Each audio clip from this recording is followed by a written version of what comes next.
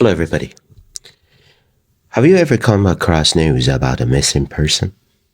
What if we were find their phone? What might be discovered in those final hours before they vanished? Would you dare to examine it? Welcome to Alex's Story Time, and I am Alex. Everyone, this story is called Data Recovery, and it is told in the first person, but this is not my story. Here is the story. I had an old hard drive that broke down.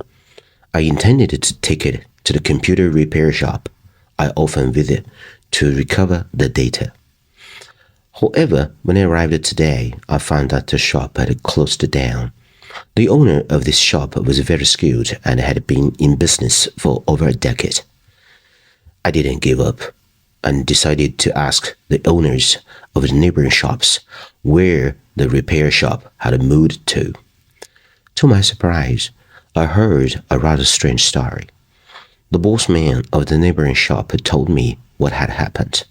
I called him uncle because he looked a bit younger than my dad.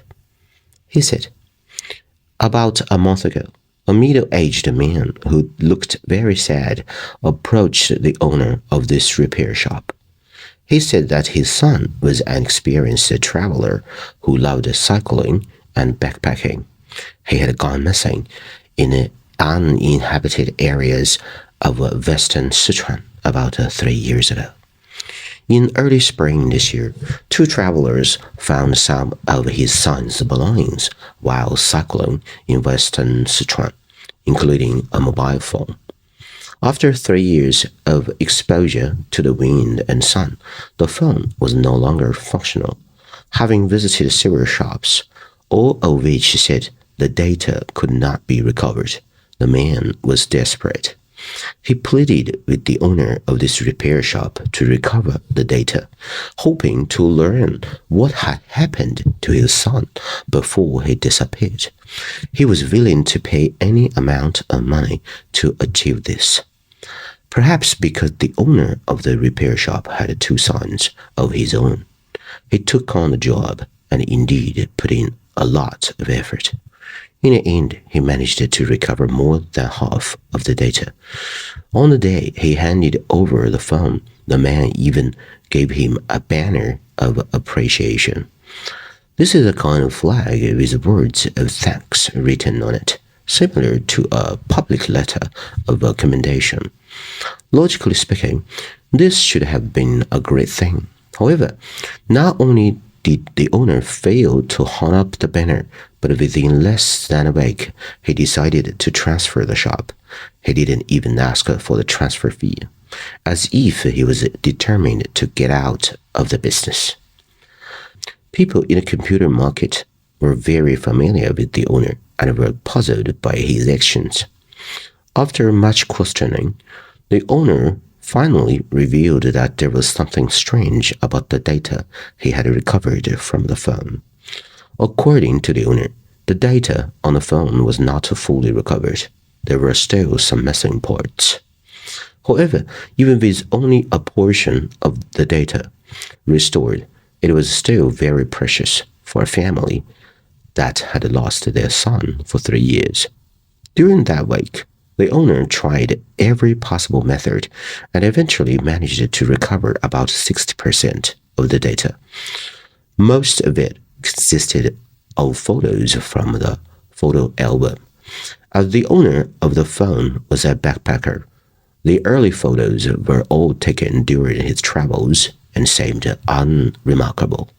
However, when he restored the photos taken in the last few days, the owner felt something was off. First, the content of the photos was unusual. In the early days, no matter where the phone owner traveled, he mostly took pictures of mountains and lakes, focusing on the scenery. There were also many videos, which seemed to be intended for online sharing. It was possible that he made a living from this. Because most of the early photos were of scenery, the owner did not expect to see anything else. So, when a face suddenly appeared on the screen, he almost broke out in a cold sweat. About a week before the phone owner went missing, he suddenly started taking a large number of selfies, each one facing the camera directly. He took 50 to 60 photos every day in different locations and at different times.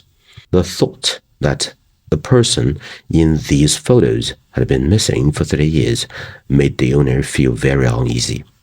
He dared not to stare at the photos for long and just wanted to finish the recovery as quickly as possible and return the data to its rightful owner.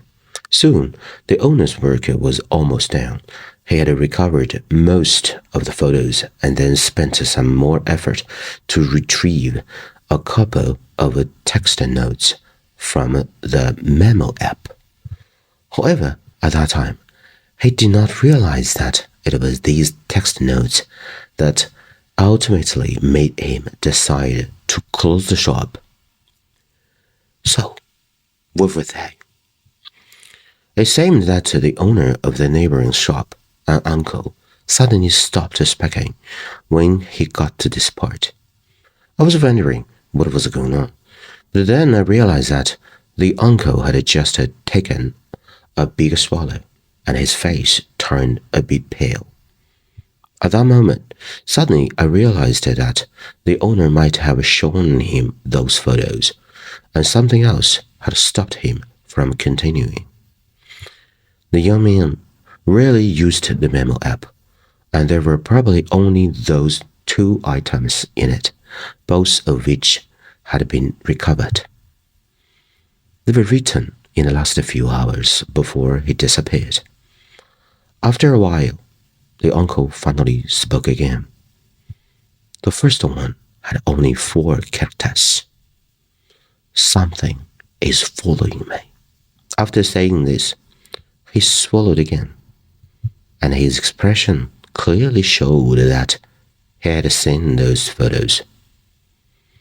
I think at this moment, he must have also wanted to show them to me, but unfortunately, there was no opportunity. The second one was, don't look at these photos. They are not me. This is the end of the whole story, everybody. Please share what you think of the stories and your stories. If you enjoy my work and would like to help me continue to bring these stories to you, please subscribe to my channel or like my page. Give a thumbs up to stories you appreciate and share thoughts and opinions in the comments. I'd love to read them. Share the stories with anyone who might find them enjoyable. And I need a co-editor, everybody, a native English speaker to make these stories better. Thank you, everybody. This is Alex's Story Time, and I am Alex. I got a lot of good stories to share with you. So, see you next time. Bye-bye.